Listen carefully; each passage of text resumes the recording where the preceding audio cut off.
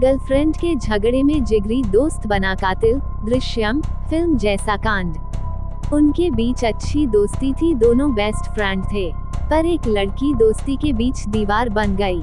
उनके बीच अच्छी दोस्ती थी, दोनों बेस्ट फ्रेंड थे, पर एक लड़की दोस्ती के बीच दीवार बन गई। इन दोनों को ही उस लड़की से प्यार हो गया था। फिर प्यार ने इंसान को हैवान बना दिया। अपने प्यार को पाने के लिए आरोपी शख्स ने एक ऐसी साजिश रची कि आप सुनकर हैरान रह जाएंगे। एक सरकारी सर्वे अधिकारी की हत्या की कहानी और इस हत्या के पीछे की साजिश आपको हिलाकर रख देगी। हत्या के बाद आरोपी ने खुद को बचाने के लिए जो कदम उठाया उसे देखकर पुलिस भी दंग रह गई। लेकिन कहते हैं कि आरोपी कितना भी शातिर क्यों ना हो, कोई ना कोई सुराग जरूर छोड़ जाता है। आइए जानते हैं प्यार, साजिश और हत्या की ये पूरी कहानी। एक लड़की का अफेयर और दोस्त की हत्या। 28 अगस्त 2023 को एक हत्या को अंजाम दिया गया था। हत्यारे का नाम अनीश है। मृतक का नाम महेश था। महेश एक सरकारी कर्मचारी था। हत्यारे अनीश ने महेश की हत्या के लिए बेहद शातिराना चाल चली।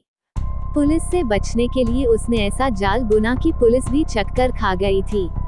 पुलिस की चार्जशीट के मुताबिक अनीश और महेश दोनों को एक ही लड़की से प्यार हो गया था, लेकिन अनीश को ये मंजूर नहीं था। इसके बाद वह महेश को मारने का प्लान बनाने लगा। अनीश ने ऐसे बुना था जाल। 28 अगस्त 2023 को हत्या के बाद अनीश ने महेश का फोन नोएडा भेज दिया ताकि उसका पता न चल सके।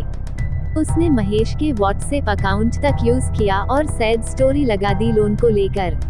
अनीश ने अपना फोन हरियाणा के गोहाना में अपने घर पर छोड़ दिया और एक दोस्त से फोन पर उससे बात करने के लिए कहा ताकि वह वहां होने का नाटक कर सके।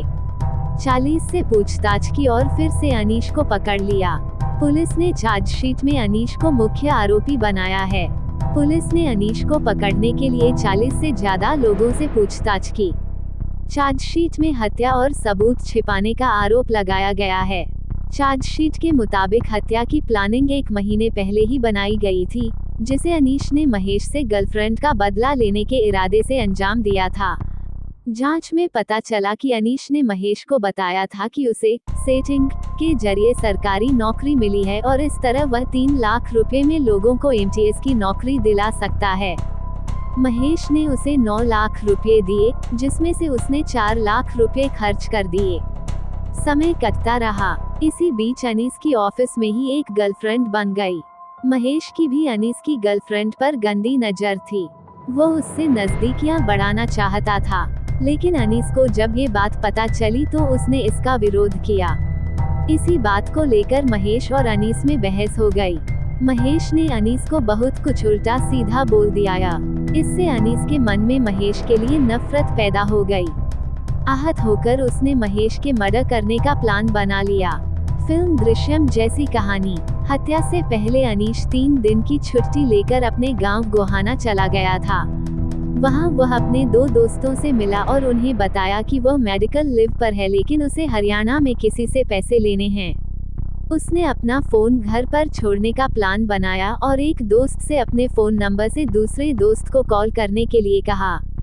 अनीश ने महेश को भी फोन किया और कहा कि वो उससे आरके पुरम के एक फ्लैट में बात करने के लिए मिलना चाहता है, जहां वह उसे 9 लाख रुपए की नौकरी के बारे में बताएगा।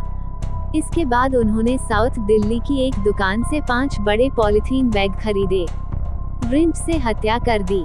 इसके बाद अनीश अपने दोस्त की मोटरसाइकिल लेकर आरके पुरम के फ्लैट पर पहुंचा। बात करते करते उसने महेश से लैपटॉप खोलने को कहा। जब महेश स्क्रीन पर ध्यान दे रहा था, तभी अनीश ने उस पर रिंच से हमला कर दिया। महेश बेहोश हो गया और बहुत खून बहने लगा। अनीश ने उसको तुरंत पॉलीथीन में लपेट दिया, लेकिन उसे जिंदा देखकर वह प्लास्टिक में लिपटे महेश पर रिंच से वार करता रहा। अनीश ने पुलिस को बताया कि उसने नोएडा में पढ़ रहे अपने भाई को फोन किया था और उससे फोन वाला पार्सल लेने को कहा था। उसने अपने भाई को फरीदाबाद के पास फोन चालू करने और फिर बंद करने की हिदायत दी थी। हालांकि उनके भाई ने काम के कारण मना कर दिया और अनीश को एक दोस्त का नंबर दिया जो ये कर सकता था। यही अनीश की प्लानिंग गड़बड़ा गई। फिर अनीश ने एक कुरियर बॉय के जरिए महेश के दोनों फोन नोएडा भेज दिए। उसने अपने भाई से उन्हें फेंकने के लिए कहा। भाई ने फोन फेंक दिया, लेकिन किसी भले इंसान की फोन पर नजर चली गई। उस आदमी ने फोन उठाया और चालू किया और महेश के परिवार से बात की। फोन मिलने के बाद भी महेश के परिजन अनीश से उसका पता पूछते रहे, लेकिन अनीश ने झूठ बोल दिया कि वह किसी से मिलने गया था और उसे कुछ पता नहीं है।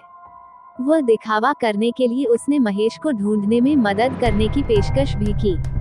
शव को आंगन में दफना दिया गया। अनीश ने दूसरे फोन से महेश का व्हाट्सएप इस्तेमाल किया और फर्जी स्टेटस पोस्ट कर दिया। उसने दिखाया कि महेश किसी दूसरे राज्य में है। फिर उसने शव को आर.के. पुरम के आंगन में दफना दिया और एक मजदूर से वहां चबूतरा बनवा दिया। जिस फ्लैट में अनीश ने शव को दफनाया था, वह उसके एक अन्य दोस्त का था। अनीश ने फ्लैट देखने के बहाने उस दोस्त से चाबी ले ली। चाबी लौटाने से पहले उसने डुप्लीकेट चाबी बना ली थी। उसने शव को ले जाने के लिए अपनी मां की कार का इस्तेमाल किया और पीड़िता का सामान दिल्ली एनसीआर में अलग अलग जगहों पर फेंक दिया।